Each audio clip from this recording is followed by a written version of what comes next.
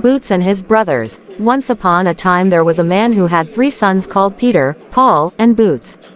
The father was so poor he didn't even have 1 penny to rub against the other.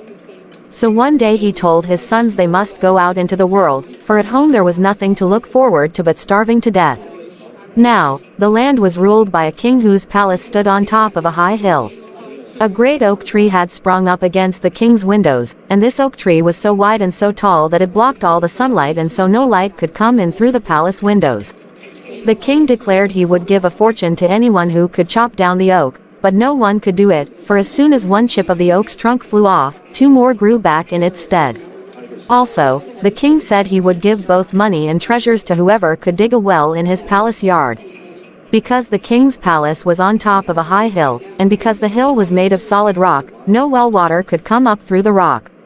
The king was beside himself that everyone else in his kingdom lived near plenty of fresh well water, and he, of all people, was the only one who had to do without. The king set his heart on having these 2 things done, so he had it announced far and wide that whoever could fell the big oak in the king's courtyard and dig a well, should have half the kingdom. Well, as you can imagine, there was many a man who came to try his luck, but all the chopping and hacking, and all the digging came to naught. The oak tree only got wider and taller at every stroke, and the bedrock didn't get any softer for well water to come through, either. So one day the 3 brothers decided to set off and try, too. The father was delighted, for even if they didn't get half the kingdom, it might happen they might find a place somewhere with a good master, and that was surely more than what he could provide for them at home. So Peter, Paul and Boots said goodbye to their father and set off. They hadn't gone far before they came to a forest of fir trees. Along one side of the woods rose a steep hillside. As they walked, they heard something chopping and hacking away on the hillside among the trees. "I wonder what it is that's chopping away up yonder," said Boots. "Since when is it so unusual for a woodcutter to chop away up on a hillside?" said Peter and Paul together. "This sound is different," said Boots. "I'd like to find out what it is." "You think you're so clever," laughed his brothers, but Boots didn't care what they said. He climbed the steep hillside towards where the noise came, and when he reached the place, what do you think he saw? Why, an axe that stood there hacking and chopping, all by itself, at the trunk of a fir tree. "Good day," said Boots. "So you stand here all alone and chop, do you?" "Yes, here I've stood and chopped and hacked a long time, waiting for you," said the axe. "Well, here I am at last," said Boots. He took the axe and tucked it under his belt. Then he hurried on to catch up with his brothers. When they had gone on a bit farther, they traveled beneath a steep rocky overhang. Up above the overhang they heard a noise that sounded like digging. "I wonder now," said Boots, "what it is that would be digging and shoveling up yonder at the top of the rock." "There you go again, with your idiotic wondering," laughed Peter and Paul again, "as if you never heard a woodpecker before." "This one sounds different," said Boots. "I think I'll go see what it is for myself." And so off he set to climb the rock, while the others laughed and made fun of him. But he didn't let that bother him.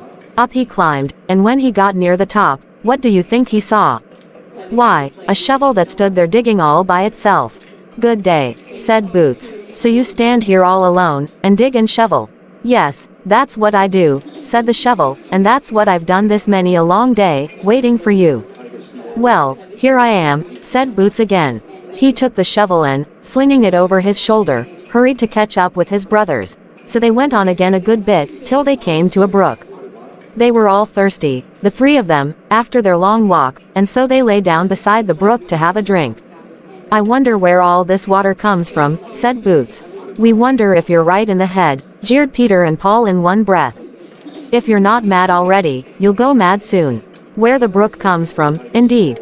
The brook's here, that's all that matters. Who cares where it comes from?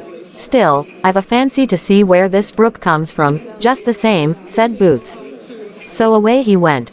Following alongside the brook he went, as the laughter from his brothers faded behind him. As he went up and up, the brook got smaller and smaller. At last, farther on, what do you think he saw? Why, a great walnut, and out of that the water trickled. "Good day," said Boots again. "So you lie here, and trickle and run down all alone?" "Yes, I do," said the walnut, "and here have I trickled and run this many a long day, waiting for you." "Well, here I am," said Boots. He plugged the hole with moss, so the water wouldn't run out any more. Then he stuffed the walnut into his pocket and ran down to catch up to his brothers. But his brothers had already gone ahead to the city. As everyone in the kingdom had heard how they might win half the realm if they could only chop down the big oak and dig the king's well, so many had come to try their luck that the oak was now twice as wide and twice as tall as it had been at first, for 2 chips grew for every one chopped out, as I dare say you remember. So the king had now laid it down as a punishment that if anyone tried and couldn't chop down the oak, he should be sent in disgrace to a faraway island. By the time Boots had reached the city, his 2 brothers had already tried and failed. They had already climbed on board ship, in disgrace, headed to the faraway island, so now it was Boots' turn to try. If you are going to perform as well as your brothers, snapped the king, for he was angry that all the young men had tried and failed, you might as well save us all the trouble of watching you fail and go directly aboard ship to the island. Well, I'd just like to try first, said Boots, and so he got permission. Then he took the axe out from under his belt. Chop away, said he to the axe, and away it chopped, making the chips fly. It wasn't long before down came the oak. When that was done, Boots reached for the shovel slung over his shoulder. Dig away, said he to the shovel. And so the shovel began to dig and dig till the earth and rock flew out in splinters. Soon he had the well dug out, as you may imagine.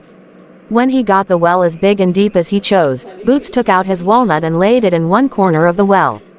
Then he pulled out the plug of moss. Trickle and run, said Boots. And so the nut trickled and ran, till the water gushed out of the hole in a stream, and in a short time fresh cool well water bubbled as high as a fountain, and the king had all the well water he could ever want. Well, since Boots was the one who chopped down the oak which shaded the king's palace, and since Boots was the one who dug a well in the palace yard, so Boots was the one who was awarded half the kingdom as the king had promised. Soon after he began his new duties at the palace, Boots talked the king into releasing all the prisoners held captive on the faraway island, since, after all, the tree was chopped down and the well water was flowing. The king reluctantly agreed. His 2 brothers Peter and Paul were glad to return to the mainland, though in later years they often wondered if they hadn't been better off back on the island, where they didn't have to listen all day long to everyone saying, well, that Boots sure was a clever fellow to wonder about things and go in search of the answers.